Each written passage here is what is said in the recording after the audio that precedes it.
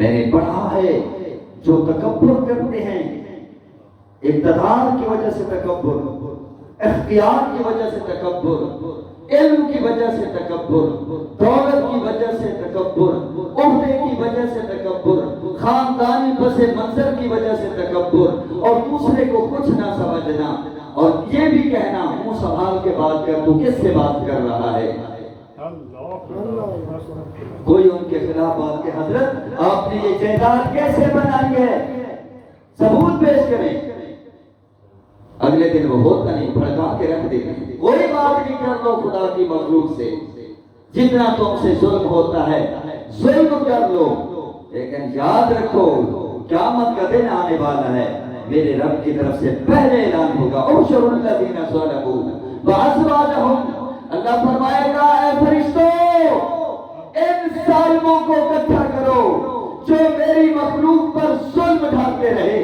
کوئی اگر آواز بلند کرتا تھا کہ سرکار آپ اقتدار میں نہیں تھے تو اس وقت آپ کے پلے کچھ نہیں تھا، جب اقتدار میں آئے ہو اب کوٹھیاں بھی ہیں، اب بنگلے بھی ہیں، اب زمینیں بھی ہیں، اب جائیدادیں بھی ہیں، کرو بھر کی زندگی بھی ہے، یہ کہاں سے آ گئی؟ اگر کسی نے آواز اٹھائی اس کو بھڑکا دو، اس کو جناب ٹھکانے لگا دو، تو اللہ فرمائے گا ظالموں کو اب اکٹھا کرو۔ انہوں نے کیا سمجھ رکھا تھا؟ کیا انہوں نے مالک یوم الدین نہیں پڑھا تھا کہ انصاف کے دن کا مالک بھی ہے؟ کون ہے اللہ؟ فرمایا لا ظلم اليوم، آج کسی پر ظلم نہیں ہوگا، کسی کے ساتھ زیادتی نہیں ہوگی، آج تو انصاف ہوگا، انصاف۔ گالیاں بھی ہوں گی، کسی بڑے نے چودھری نے وہ بیچارہ برداشت کر گیا ہوگا، اس آخرکار وہ جان بچا کے چلا گیا ہوگا، جب قیامت کا دن ہوگا رب کے حضور وہ گالیاں کھانے والا عرض کرے گا مالک میں کمزور تھا نا، میں کمزور تھا، میں جوتیاں کاٹتا تھا، میں کمزور تھا، میری پشت پر کوئی نہیں تھا، مجھے تو اپنوں نے بھی کمزور سمجھ کر چھوڑ دیا تھا، ایک پیمانہ بن گیا تھا کہ بڑا وہ ہے جس کے ہاتھ میں دولت ہے، بڑا وہ ہے جس کے ہاتھ میں روپیہ پیسہ ہے۔ مالک تو جانتا ہے میں کمزور تھا، مجھے اس نے تھپڑ بھی مارا تھا بھرے بازار میں اور مجھے گالیاں بھی دی تھی، مولا آج وہاں تو مجھے بدلہ نہیں ملا، آج تو تیری بڑی عدالت لگی ہوئی۔ کوئی کہے گا اس نے میرا مال کھا لیا تھا، اس نے میرا پلاٹ اپنے نام الاٹ کر لیا تھا۔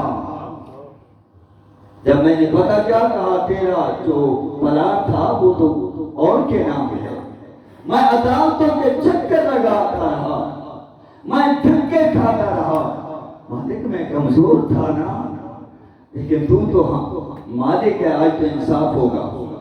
اس کی نیکیاں وہ آگے لوٹ مار کرنے والے حاجی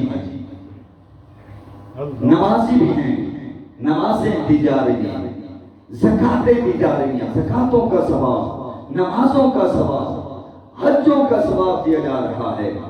مالک اس نے ناجائز مجھے قتل کیا تھا، میرا کوئی قصور نہیں تھا، اس نے دن دہاڑے مجھے بھڑکا دیا تھا، میری عزت لوٹ لی تھی۔ اللہ اکبر، کیا ہوگا؟ اللہ فیصلہ فرمائے گا، نیکیاں جا رہی ہیں، جو حق کا مطالبہ کر رہے ہیں ان میں اس کی نیکیاں، حسنات، جو بھی اس نے نیکیاں کی، تہجد گزاریاں، شب بیداریاں کی، اس میں اس کی نیکیاں بانٹ دی جائیں گی، لیکن پھر بھی حقدار باقی ہوں گے۔ پھر کیا ہوگا؟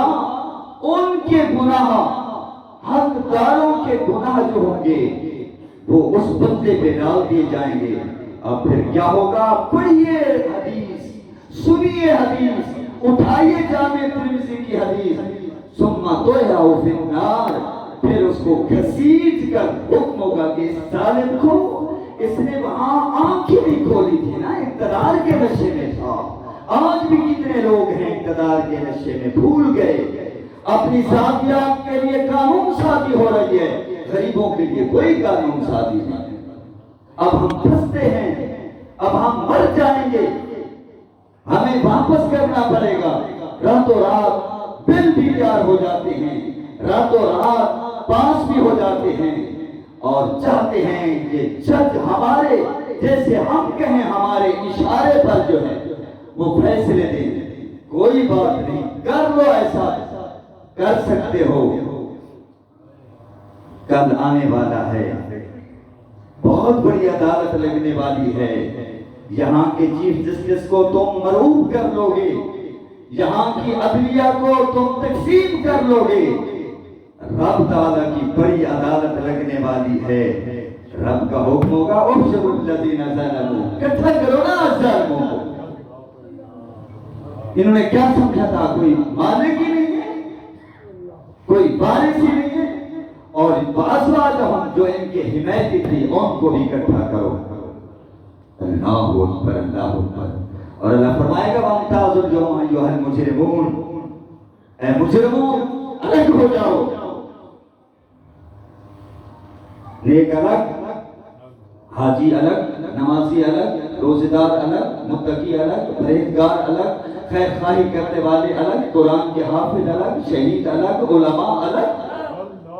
ان ابو جہل کا کیا کام، عتبہ کا کیا کام، فرعون و قارون و حامان کا کیا کام؟ قارون عثمان غنی کے ساتھ کھڑا ہو، ابو جہل ابو بکر صدیق کے ساتھ کھڑا ہو، اس کی کیا مجال؟ فرمایا وہ دنیا تھی وہاں ملا جلا کام چلتا رہتا تھا۔ فرمایا آج دودھ کا دودھ اور پانی کا پانی ہوگا، آج خبیث پلید کے ساتھ کھڑا نہیں ہو سکتا، آج ناپاک پاک کے ساتھ کھڑا نہیں ہو سکتا۔ کیا کام ان بدبختوں کا؟ وہ داتا علی حجویری کے ساتھ کھڑے ہوں۔ اللہ آج تو داتا علی حجویری کے ساتھ وہ کھڑے ہوں گے جو ان کے نقشے قدم پر چلے، خواجہ حجویری کے ساتھ وہی کھڑے ہوں گے۔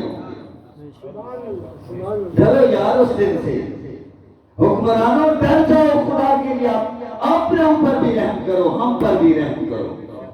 پاکستان کی قوم کا کیا قصور ہے؟ وہ تمہیں ووٹ دیتے ہیں اس لیے کہ تم جاؤ اپنی جائیدادیں بناؤ، اپنے مفادات کے لیے صرف تم بل پیش کر کے اور بل منظور کروا لو۔ خدا کے لیے عوام آٹے کے لیے دھکے کھاتی پھرتی ہے، زخمی ہوتی ہے، اور کتنی آٹے کی خاطر ایک بندہ ہے آٹا لے کے جا رہا ہے، گھر ہی نہیں پہنچتا، راستے میں جنازہ ختم ہو جاتا ہے، بچے امید میں ہیں کہ باپ آئے گا آٹا لائے گا، ہم شام کو روٹی پکا کر کھائیں گے، وہ جنازہ دنیا سے بھی چلتا بنا۔ یاد رکھیں اسلام آ گیا نا، یہ تو صرف بل بھیجتے ہیں نا کہ جاؤ دروازے دروازے پہ لے آؤ۔ خدا قسم جس دن اسلام آ گیا لسٹیں بنیں گی، جائز لسٹیں بنیں گی کہ جناب یہ مستحق ہے، آٹا اس کو لینوں میں لگ کر ذلت کے ساتھ نہیں لینا پڑے گا، آٹا اس کی دہلیز پر حکومت کے اسلامی ریاست کے کارندے پہنچا کر جائیں گے۔ اگر بل پہنچا سکتے ہو تو پھر آٹا بھی تو آسان طریقہ بھی تو ہو سکتا ہے۔ اللہ تکبر اللہ کو پسند نہیں ہے، مال کی وجہ سے تکبر نہ کرنا، اولاد کی وجہ سے تکبر نہ کرنا، جائیداد کی وجہ سے تکبر نہ کرنا۔ ہم نے بڑے دیکھے ہیں کہ رات کو سوئے امیر تھے، صبح اٹھے تو فقیر تھے، آج در بدر کی ٹھوکریں کھاتے پھر رہے ہیں۔ وہ چاہے گدھا کو شاہ بنا دے اور شاہ کو جناب والا گدھا بنا دے، وہ مالک ہے، اس سے ڈرنا چاہیے، اور اسی کا نام زندگی ہے، اسی کا نام بندگی ہے، یہی ہے عبادت، یہی دین و ایمان کہ کام آئے دنیا میں انسان کے انسان۔